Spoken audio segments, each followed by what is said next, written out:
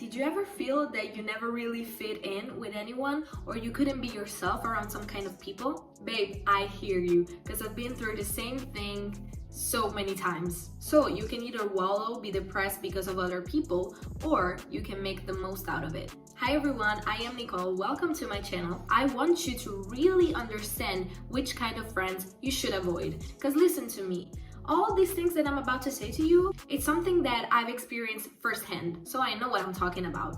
Let's get right into it because I don't want to waste any time. The first type of friends that I think you should avoid are the critics. These are the type of friends who will literally criticize your every move, like you are watched 24/7, because they will always be there to criticize you. And they will say something, for example, oh my god, what are you wearing? Why did you dress like that? Oh, why did you act that way around that guy? They are not saying things because they want you to become a better person, but just because they want to criticize you and bring you down. And while it is true that sometimes we need someone who pushes us to become a better version of ourselves, there are boundaries and limits, and there are other ways in which you can help a friend. A true friend will never undermine you. They will never make you feel as though you are not good enough, you are not pretty enough, you are not confident enough. And if they feel like there are some parts of you that you can actually improve, they will say so in such a way that will help you understand, not in a way that will make you feel small. The second type of friends, the super competitive. First of all, I want to say that I am a competitive person in the first place,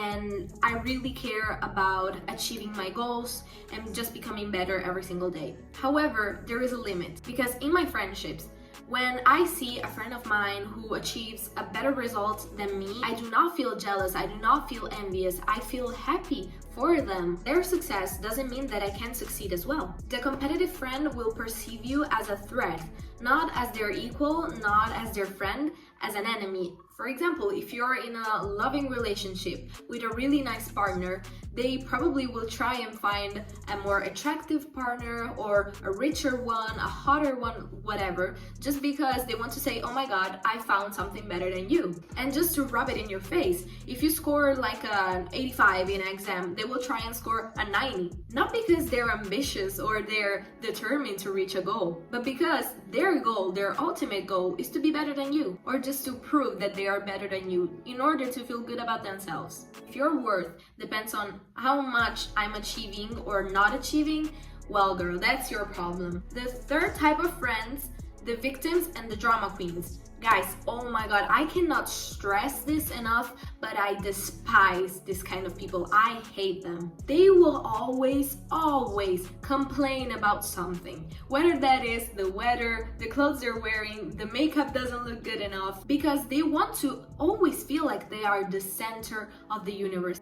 Girl, it will make you feel your problems insignificant because their problems are bigger, their problems are more important. For example, if you had a fight with your parents and you feel overwhelmed, you feel stressed, they will say something like, yeah, but like at least your parents are not divorced, mine are. I mean, you can't possibly have a bigger problem than me, right? And why is that? Just because they want to appear as the biggest victim ever. They desperately want that attention even though they don't admit it. Even though they're like, oh no, yeah, I don't want to be the center of attention, guys, but like, today I broke my arm.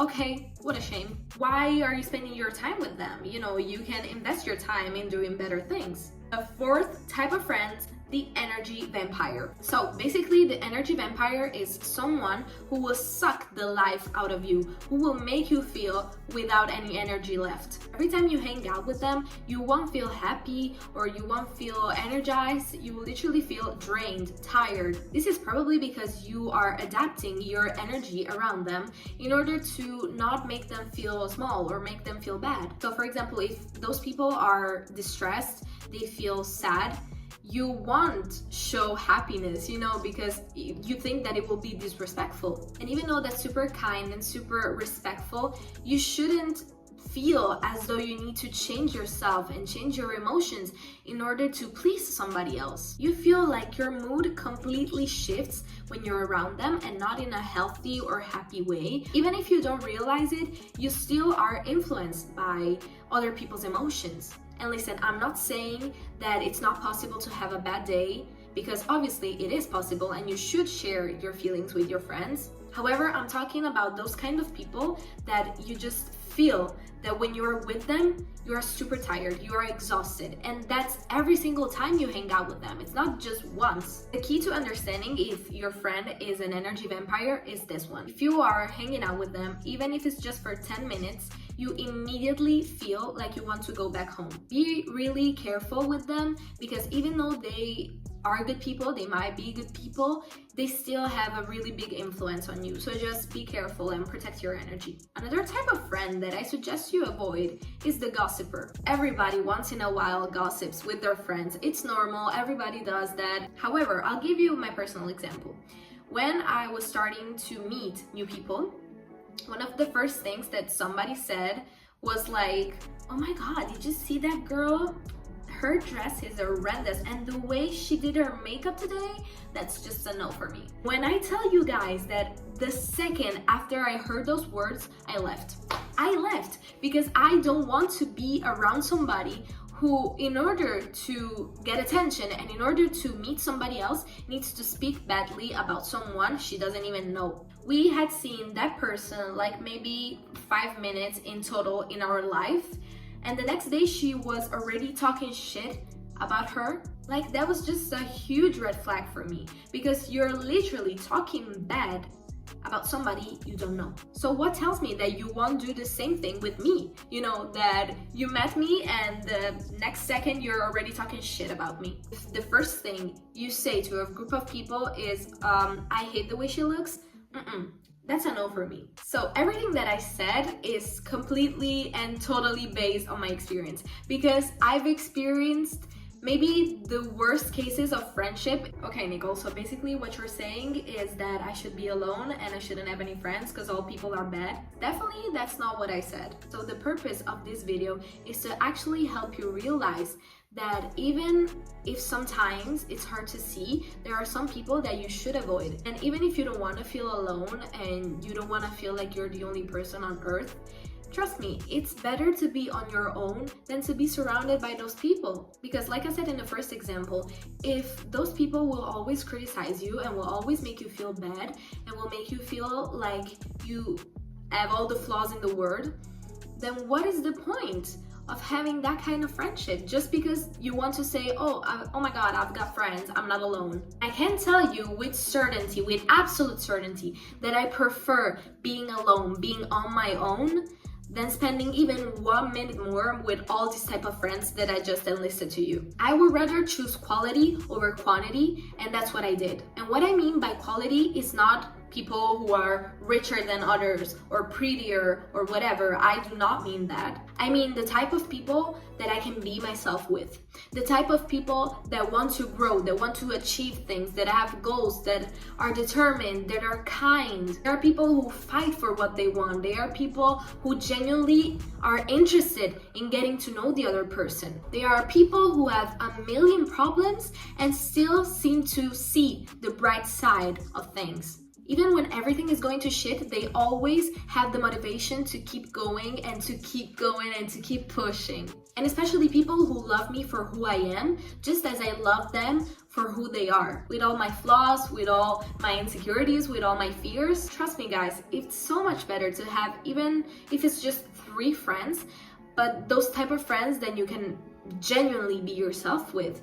And if you feel like you need to suppress your emotions, suppress who you really are, your true identity, then it's not the right group for you. And I know it's super hard to end a friendship because it's just like a relationship, you know? You are breaking up with them, you know that you will never see them again, you will never talk to them, you will never share your inside joke with them. However, it's also a big step for your growth, and it's the thing you should do if you want to become a better person. So you need to ask yourself, is this friendship actually giving me something? Is this friendship actually making me happy?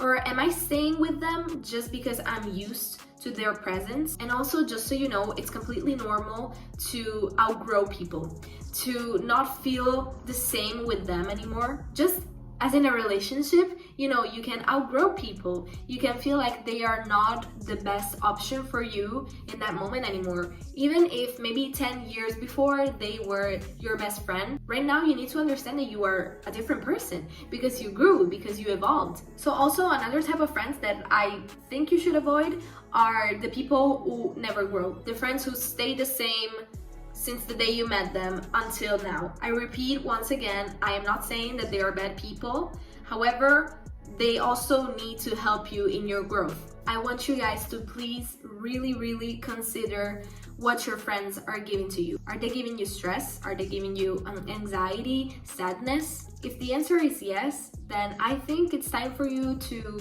take a step forward. Shout out to my friends who are probably watching this video. I love you guys so much. Thank you for always being with me through my worst times, even when I was a bitch. I hope you guys liked this video and I hope you actually learned something from it.